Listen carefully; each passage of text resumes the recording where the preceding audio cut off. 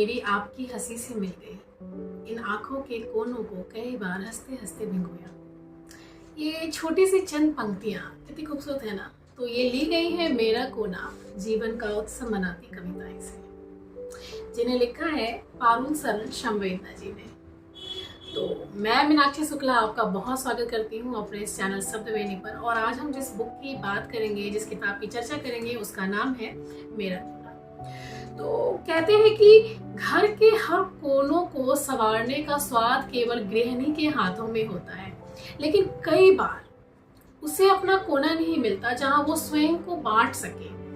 परंतु पारुल जी की किताब इस झिझक को, इस अपने अनकहे कहे बातों को रचाने बसाने में अपने गृहस्थी का कोना ढूंढ ही लेती है। तो आज की किताब जिसके बारे में हम चर्चा करेंगे, बातें करेंगे, विंसी पब्लिकेशन से प्रकाशित हुई है। कुल 78 पृष्ठों में 49 कविताएं हैं। इसमें कविताएं सारी अतुकांत शैली में लिखी गई है। भाषा सरल और सहज हिंदी है, बहुत ही प्यारी सी है, अपनी सी लगने वाली है आपको।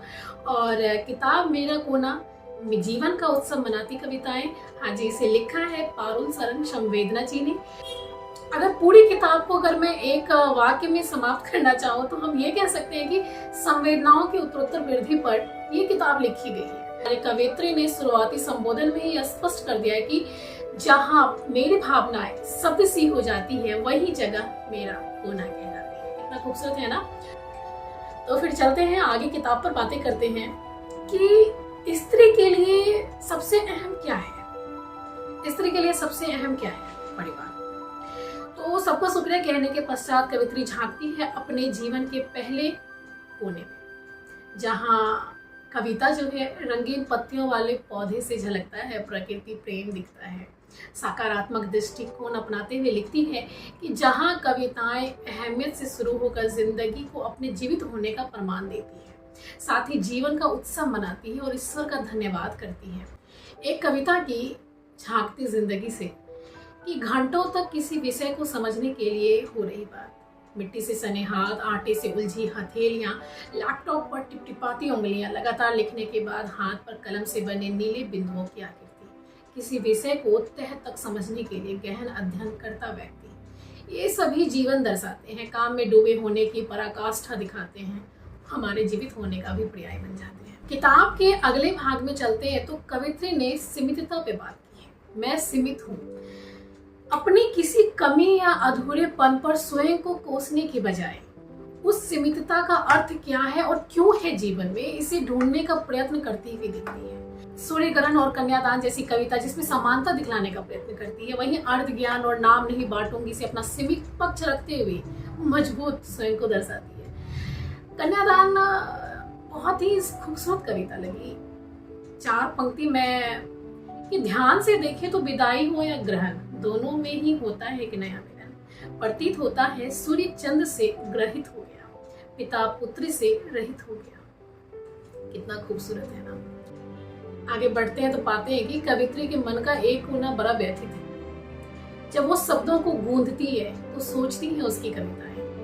कहती है कवित्री की कभी भावनाओं की बहन होती है कविता, कभी उत्तेजनाओं का ठहराव होती है कविता, कभी उलझे सवालों का खूबसूरत जवाब होती है कविता, कभी सामाजिक विसंगतियों में खुद सवाल होती है कविता। आगे एक कविता है कि कविता और व्याकरण। तो व्याकरण के चिन्हों से सज्जित है ये कविता। वहीं 2.25 कविता रोजमर्रा के उथले भाव को शब्द देती है। 1.5, पौने, 2.5, 2.25 का श्रृंगार जचता है कविताओं में। चौथा कोना कवित्री ने पाठकों की संवेदना को टटोलने या यूं कहें कि सुप्त और सूक्ष्म भावनाओं को जगाने का काम किया है। ऐसे भाव जिन पर आसानी से किसी का ध्यान नहीं जाता, जैसे पायदान, कटी तस्वीर, पत्तियां, बच्चे सा माहौल, टमाटर के पत्ते आदि से जोड़कर मानवीय संवेदनाओं के सूक्ष्म स्तर को छुआ है। एक पंक्ति लिखती है कि पत्तियां खिलखिलाती है जैसे लड़कियां। वहीं अंतिम कोना कवित्री ने अपने लिए सुरक्षित रखा है। अपना घर ऊंची इमारतों में ढूंढती हुई स्वयं से ही प्रश्न कर बैठती है, क्या ईश्वर हमें प्रार्थनाओं में ढूंढ पाते होंगे? कुछ कविता और भी है, जैसे कि बिखरे रंगों का कोना, आवाज का जंगल, और अंत होती है खाली कविता से।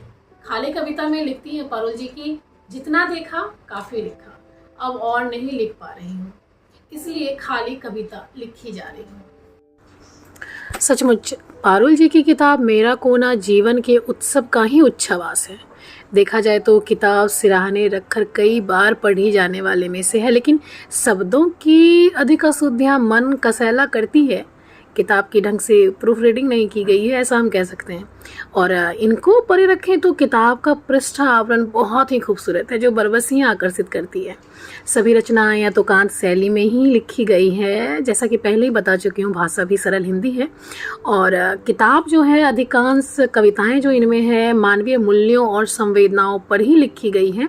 कुछ कविताएं रूढ़िवादी सोच को मानने से इनकार करती है, तो कुछ अपनी कमियों के साथ ही खुश रहना बतलाती है। ये एक बेहतरीन कविता संग्रह है, इसे कई बार पढ़कर भी उकताहट महसूस नहीं होगी। किताब आपको अमेजन, फ्लिपकार्ट और एवियन सी पॉप पब्लिकेशन पर आसानी से मिल जाएगी। किंडल एडिशन भी इसकी है और किताब का मूल्य भी बहुत अधिक नहीं है, 135 रुपये है मात्र। तो आप ज़रूर पढ़ें।